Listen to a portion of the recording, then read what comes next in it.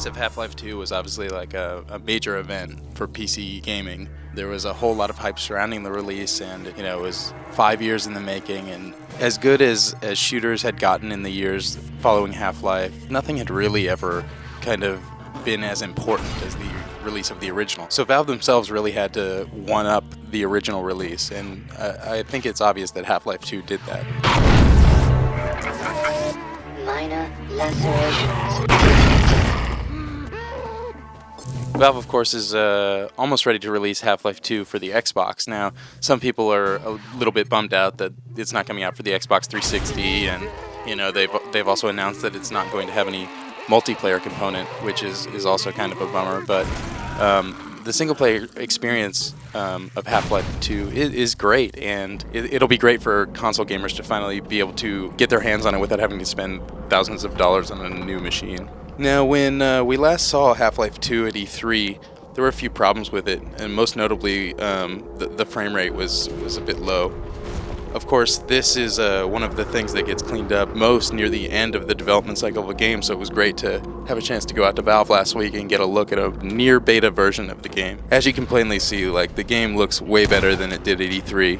It's just running a whole lot smoother, and everything's looking really great. And the frame rate's gonna just get better and better.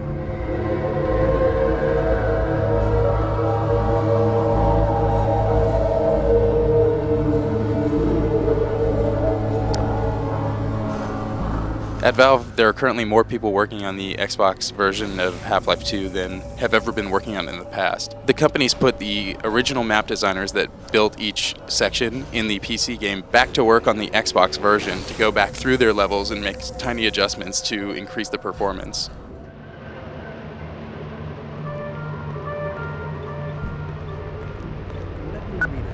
Pick up that gas.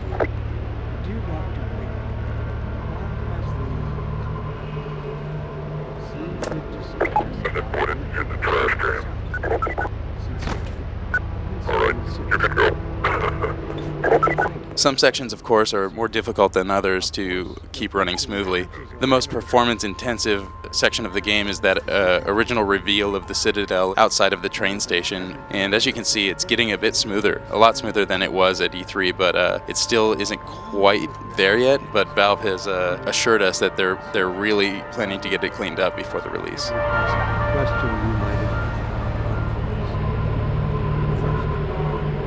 Consider the fact that for the first time ever,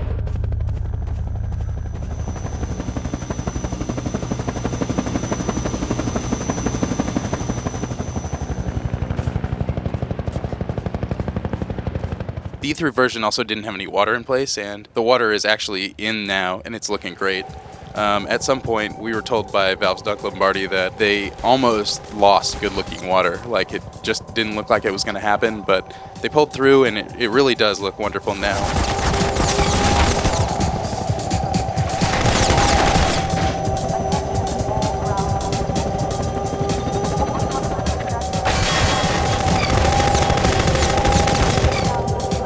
Aside from the fact that the entire gameplay experience from the PC version is being recreated totally faithfully on the Xbox, probably the coolest thing about the Xbox version is that many of the HDR lighting effects that are being put in place for future Valve games like Lost Coast and Aftermath and Day of Defeat Source are going to actually make their way into the Xbox version.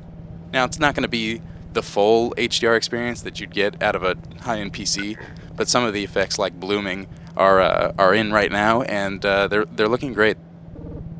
It's clearly running at a lower resolution than a high-end PC would run the game at, but there are sections that do look nicer than the PC version, at least in terms of their lighting. For example, check out the wall of that apartment complex over there. It almost shimmers in a way that the PC version just never did. More soldiers are coming, Gordon.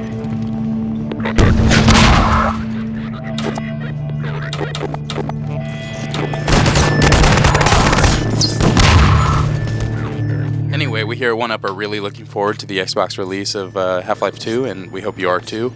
And continue to look for more coverage on this game as it breaks, and look for our review when it's released later this fall.